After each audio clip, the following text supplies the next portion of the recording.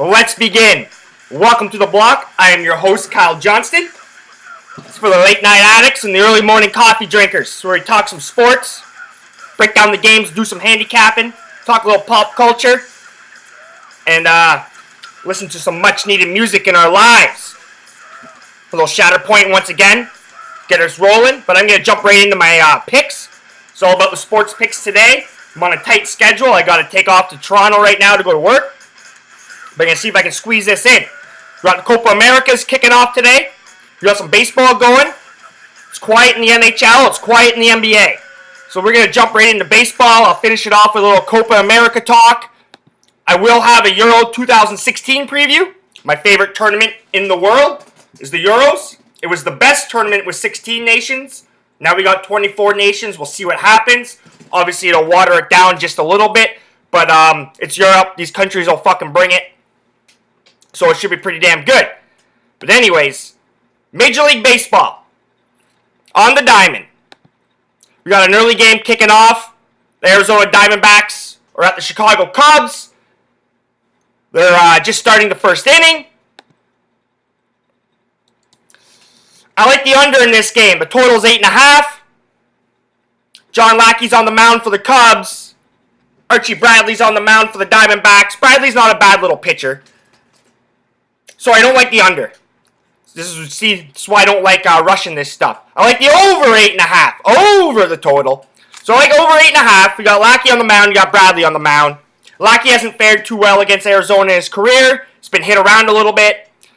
Like I said, Bradley's not a bad little pitcher. I think he's going to have some quality in the big leagues. But the Chicago Cubs bats are just hot. Chris Bryant, Rizzo. Just hot right now, man. What can you say? Hayward's starting to pick it up. The pitching staff's pretty damn good, but the wind's flowing pretty good. The wind's blowing pretty good down there at Wrigley Field. So I like the over 8.5 runs in the Chicago Cubs Arizona Diamondbacks game.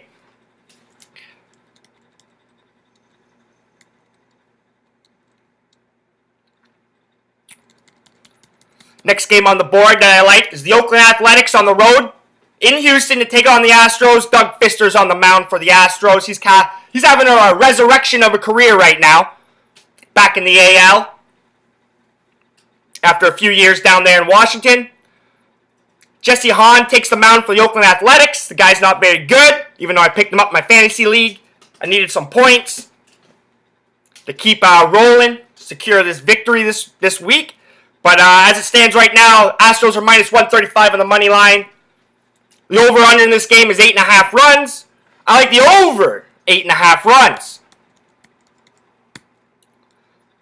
Next up is the Tampa Bay Rays on the road in Minnesota to play the pretty shitty Minnesota Twins. Feel bad for Paul Molitor right now, one of my favorite baseball players of all time, Paul Molitor. He's aging. He's aging every day. But Jake Odorizzi's on the mound for the Rays. Nolasco's on the mound for the Twins. I like the Tampa Bay Rays in this situation. They're minus 115 on the money line. Total in this game is 8.5 runs. Take the Tampa Bay Rays and Jake Odorizzi.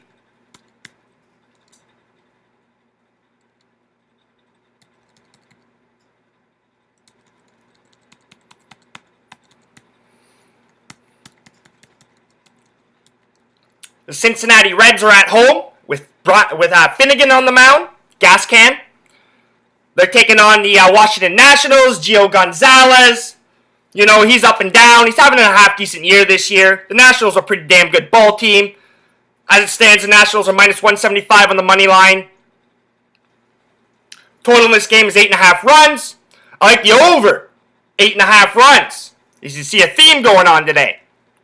I think the Washington bats will be there. Cincinnati hits runs, but their bullpen sucks. Their starting pitching sucks. I do have a parlay for you.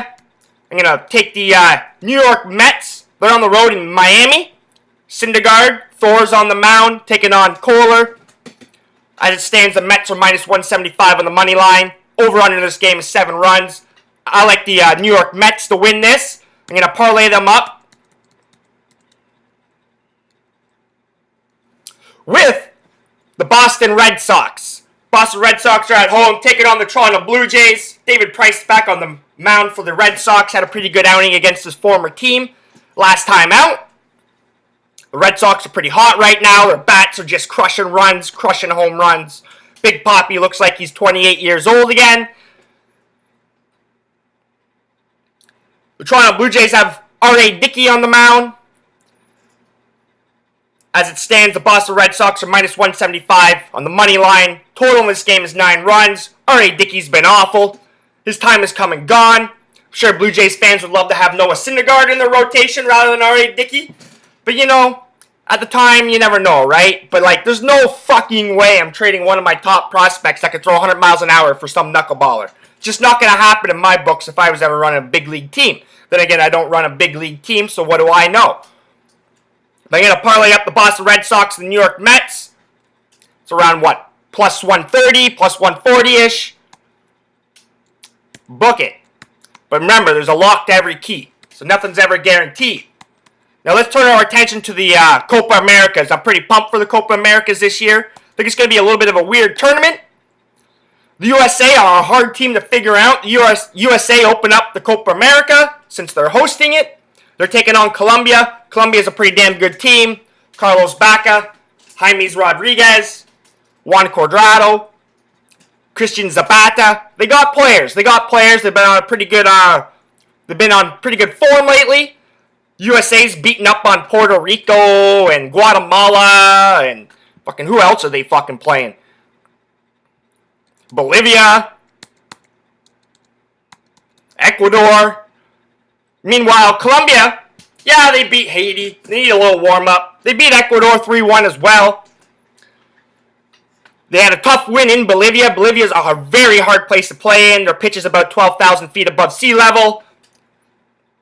They lost 1-0 to Argentina. It's a pretty good game that was. I remember that game. And they drew Chile. So they've been on a good form. They've been playing some quality opponents. One thing about these major football, I like to call it football, since the rest of the world, except for like Canada, America, and Australia, maybe little bits of Ireland, call it soccer. It's football. One thing about these big football tournaments is the host nation always opens up, the host nation always shows up. Very rarely do they lose the first game. Sometimes they win.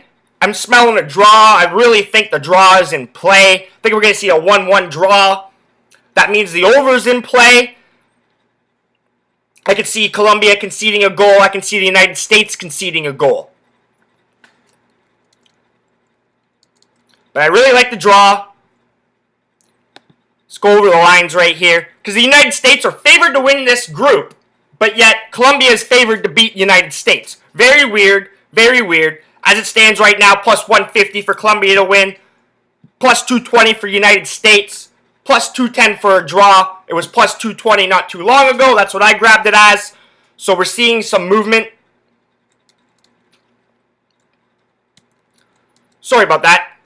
It's plus 200 not too long ago. Now it's up to plus 210. We're seeing some movement on Colombia. I wouldn't be shocked if Colombia wins this 2-1. That's why I think the over is definitely in play. The over's at plus 135 right now. I got a heavy lean to that over. It's going to be a 1-1, 2-1 game. I can't see a 1-0 game in this. That's just not what the Copa America is all about. The United States are definitely going to want to put on a performance. They got a solid back line. They got a solid midfield. The U.S. is a solid team. It's just you never quite know what Jurgen Klinsmann's boys are going to come out with. So I think a draw is in play. I really think the over is in play, even though it's minus 175 to the under. A lot of the experts, a lot of sharps think it's going to go to the under. I'm going to play the opposite on that. If Colombia does win this game, it's going to be 2-1. The United States won't back down. They'll be able to get a goal. So the draw or the under, I think, are your two best plays. I've been breaking down the Euro a lot. I'm going to jump into this Copa America and break it right down. We're going to see some good games. Mexico, Uruguay, solid teams. Chile will bring it, even though they don't have their, even though Sampoli quit. I wouldn't be shocked if Argentina, they're going to be there. They're going to be there, but they're the team, they're like the Cavs lately. They'll get to the final or whatever, and then they'll choke. You know? Costa Rica's not a bad team. They always show up. They love playing in the United States. There's about 4 or 5 teams that can legitimately win this. And Copa America always seems to have somewhat of an underdog story. Jamaica went to the finals last year. So I'm going to jump right into this. I got a lot of news and notes on the Euros. Said I'm going to have a preview starting Sunday. But I'm glad you could be here. And remember, if you're not laying the money down on the table, you're not winning.